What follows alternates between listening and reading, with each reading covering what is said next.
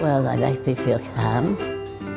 I mean, everyone's got a cat or a dog or, or a bird, but having a chook is a bit different, isn't it? I get a lot of company from these birds.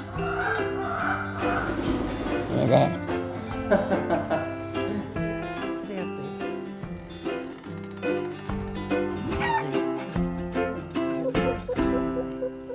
HenPower is a program that has been built around chook keeping. It's really about combating social isolation and loneliness for older people. My name is Carl Nelson. I'm Director of Research at the Widden Group. We run about 19 aged care homes in New South Wales.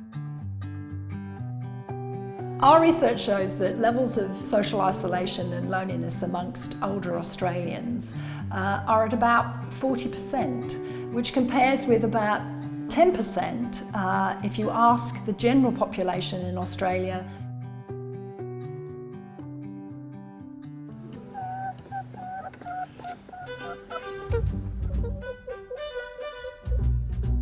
My name is Orb Lavis, and in front of me here is Priscilla.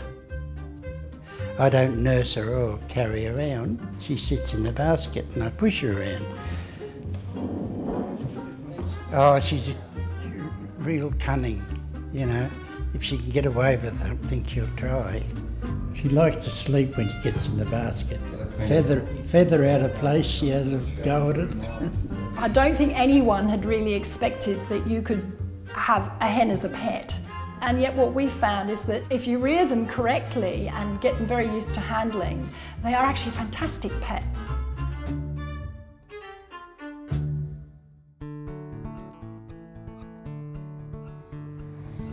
I don't know what we'd do if it wasn't for these little birds.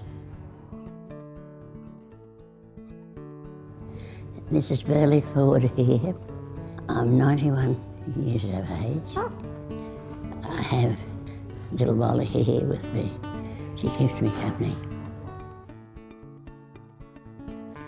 I do think it's a good thing, especially for people, like myself. You need company. I find it very relaxing. Other people mightn't, but I do. I don't feel stressful, and I think it's half the treatment. From what we've seen, HenPower has definitely is very effective around helping deal with depression, symptoms of depression and anxiety, particularly for our residents with dementia.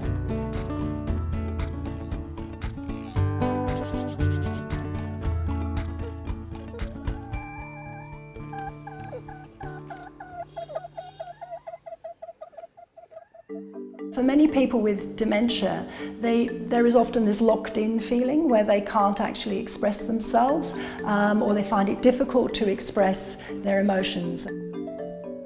It's brought a lot more life and a lot more laughing and a lot more opportunities to joke and to tease each other and things that we all take for granted. What was that? This is this one, having a little hymn. If you have dementia, it might not be so easy. One lady who makes the noise of a rooster, and that's sort of her way of being funny and expressing her personality.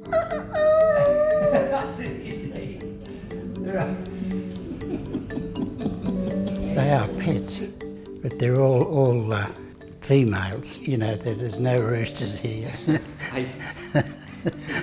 Are you the only rooster in the Oh, there's a few roosters here, but I'm not one. Animals work really well in therapy for a number of different reasons, and there's some physiological reasons and also some sort of social and interpersonal reasons.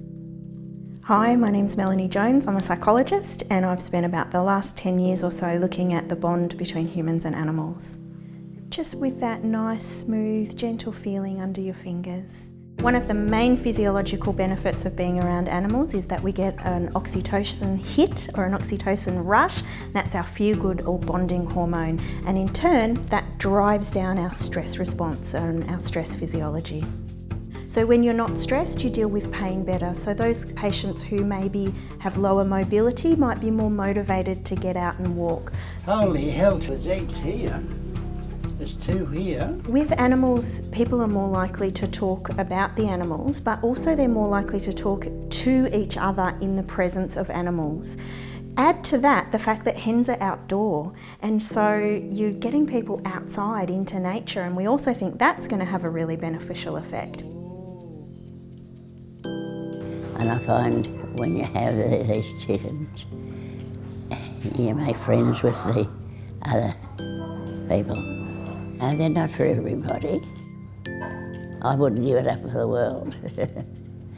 Currently we're trialling it in 4 services, and it's a 6-month trial. On the basis of what we've seen so far, it just looks so positive and such a no-brainer, really, that we're going to roll it out across all of our care homes.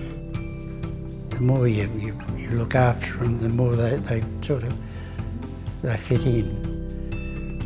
They can be annoying at times, especially if they don't do what you tell them.